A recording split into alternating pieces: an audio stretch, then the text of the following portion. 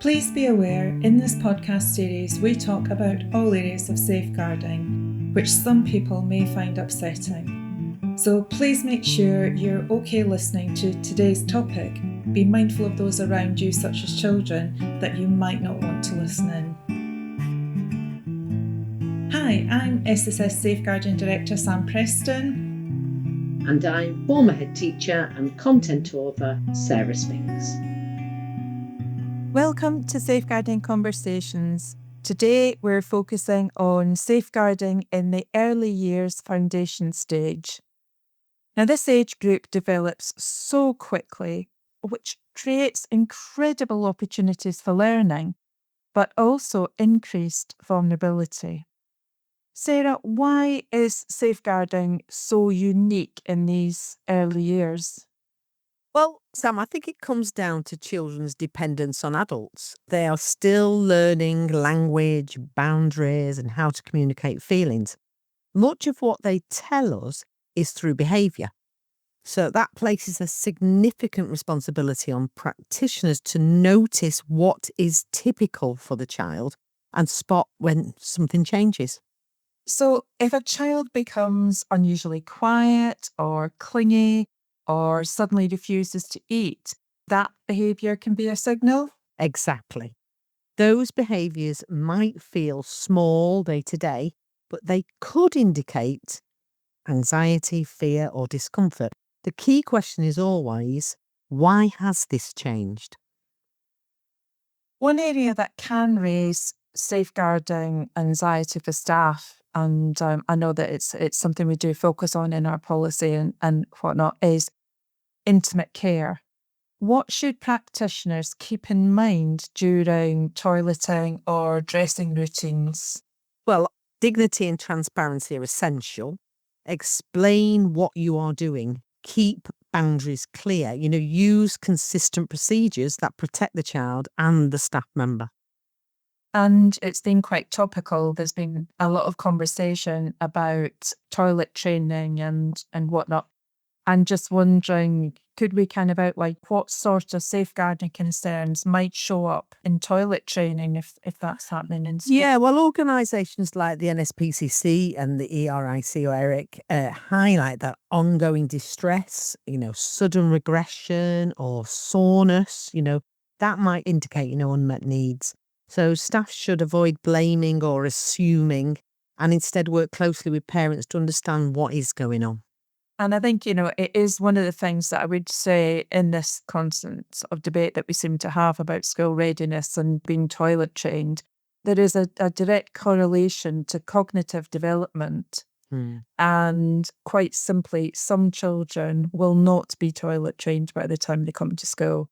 So I think there's something for me a little bit in not almost leaping to that, that sort of, well, their parents haven't even toilet trained the child before they started school, or being frustrated by that fact, then actually thinking, is that an indication that perhaps this child may need a little bit more support?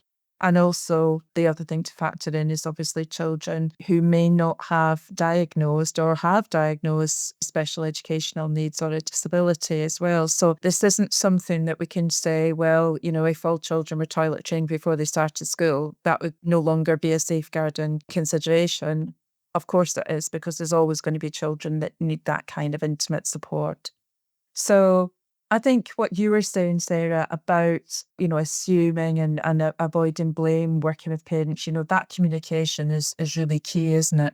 Yeah, absolutely. When anyone shares the same plan, the child feels safer. If everyone's there with that same plan there, it does create, a safer and more confident child, really. And also a more safer and confident and reassured parent as well. Absolutely.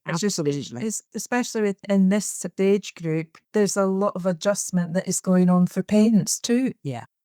I mean, it's a bit that the debate over milestones, then sometimes not helpful, actually, having those milestones in EYFS in development stages, because children are all different.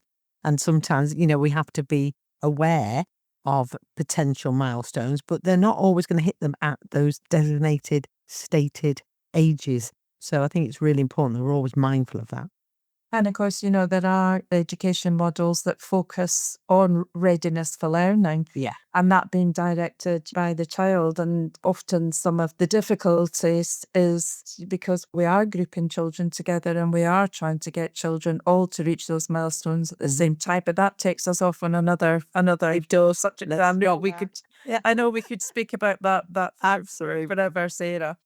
So let's talk about relationships. Young children are learning every day how to express emotions and to play with others. How do we separate, I want to say normal conflict, expected conflict that you are going to get as that learning takes place?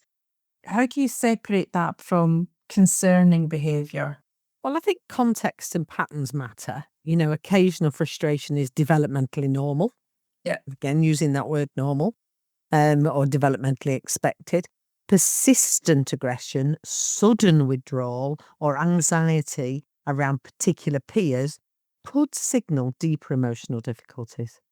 And there are some views that say children under 5 cannot really harm each other intentionally.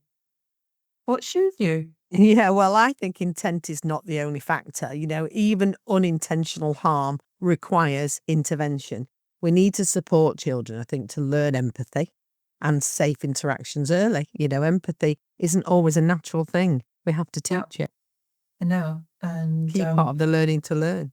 It is. And EYFS environments encourage freedom to explore. So I think we do need to look at how do practitioners balance this with safety. Well, I think that's around attentive supervision and thoughtful risk assessment. Children benefit from manageable risks, such as climbing or experimenting with materials. However, safe sleep routines, secure boundaries, and regular checks, that sort of underpins that freedom. And this conversation just immediately took me back to when I was working in Iceland, and on one of the areas I worked in there was with this age group, and that was in 100% outdoor school. And I have to say, more than once, the thought went through my head, this would just never happen in the UK because they would never risk assess it. They wouldn't even contemplate it. It was very, very, very interesting. And you and I were talking about forest schools. Absolutely. And, that one of the 5 principles of forest school is supported risk taking. Absolutely. And how that's so important in the context of free play. Yeah. Absolutely. So it feels that there's some sort of a gap, though, isn't there, between we don't really apply that generically, do we? It's quite interesting. But again, that's another topic, Sarah. We could speak about that as well for ages. So safety doesn't mean stopping children exploring, doesn't it? Absolutely not. It means setting the right conditions so exploration builds that confidence, rather than causing harm.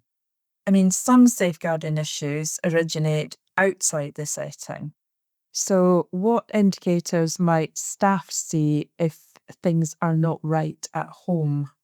Well, patterns are really important here. That whole idea of reluctance to go home or inconsistent attendance or injuries with unclear explanations that really require professional curiosity. So early help can support families before matters escalate, really. So how should staff manage their curiosity, I suppose, is what I'm saying, without sort of jumping to conclusions? Oh, I think, again, it's that careful observation, it's those relationships and it's that proportionate recording. I think the aim really is not to judge families, but to ensure that children are safe. And that can be a dichotomy, I think, with safeguarding sometimes. It can, but the other thing I was thinking as well is it's about what do you do with that curiosity? And I know I say this a lot, but if something strikes you where you're pondering it, I would say have a conversation with your DSL about it. And it's not necessarily that you're saying, I think there might be something wrong here. Yeah. Even as a DSL, I would speak to other senior leaders or other DSLs, even though probably most of the time I knew what my next steps were going to be. But there's something about utilising that discussion and support, obviously in a confidential way, and I would say if a member of staff is, if something is triggering that curiosity, that there might just be something going on, have a conversation about it. It's not going to lead to No, anything. and it's also, as we always say, Sam, that jigsaw. It's just a small piece of that jigsaw that might help form the picture in a wider sense later, or etc. Really.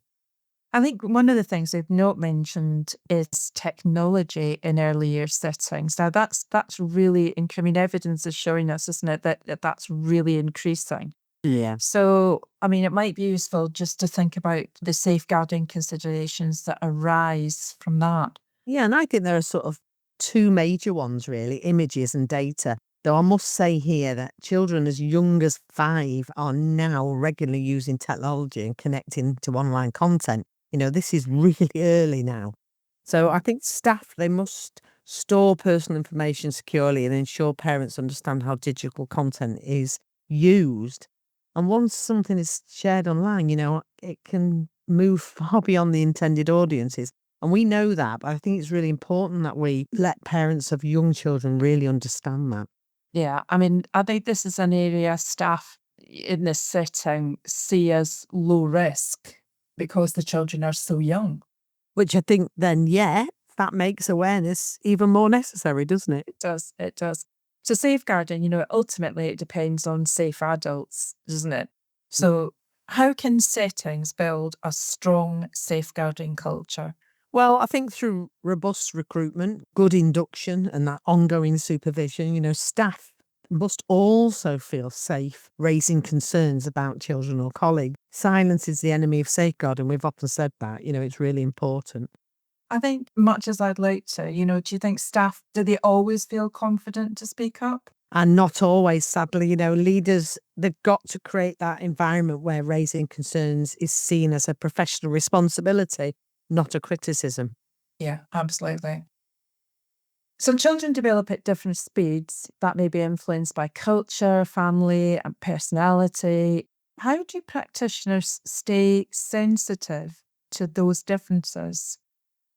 Well, I think it's really important to avoid assumptions, so asking parents what is typical in their home and seeing each child individually rather than through a universal benchmark is really important.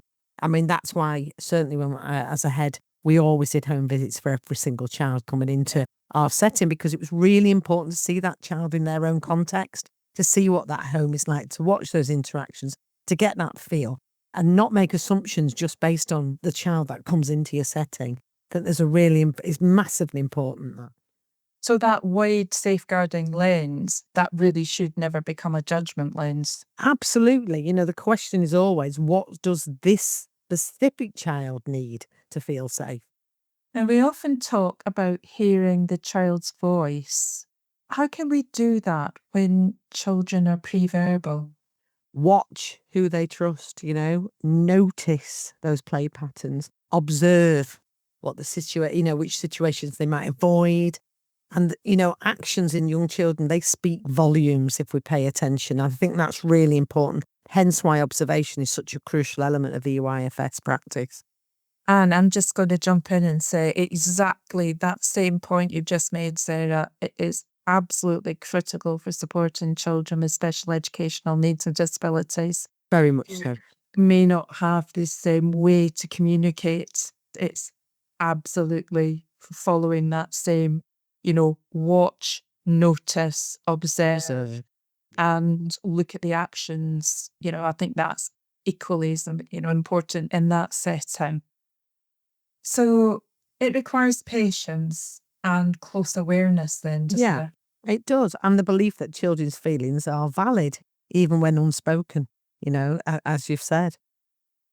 So early years practitioners, they can't keep children safe in isolation. Who do they need to work with? Well, without a doubt, parents, and carers. And then other professionals such as, health visitors and early health professionals, information sharing's got to be timely, it's got to be proportionate, because that allows you to paint that full picture of a child's circumstances. So in essence, really what we're saying is a safeguarding success is a shared achievement, isn't it? Absolutely. Absolutely, it is. Well, we've covered a lot today. We have drifted onto a couple of other topics, which we'll maybe try and pick up on in future episodes. But I think, Sarah, can you share if I know I always do this to you. I'm putting you on the spot again.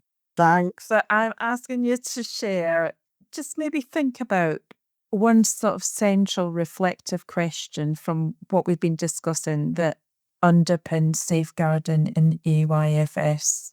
Well, I think my question for every practitioner would be, are you actually thinking, is there something else that this child needs? So I think every early years practitioner needs to have that question at the forefront. Is there something else that this child needs? And that's a really powerful question. It's taking us right back to the beginning where we talked about curiosity, and that question really is about keeping that curiosity alive, isn't it? Yeah. Okay, well, thanks, Sarah, and thanks to you for listening. Please join us again for future safeguarding conversations.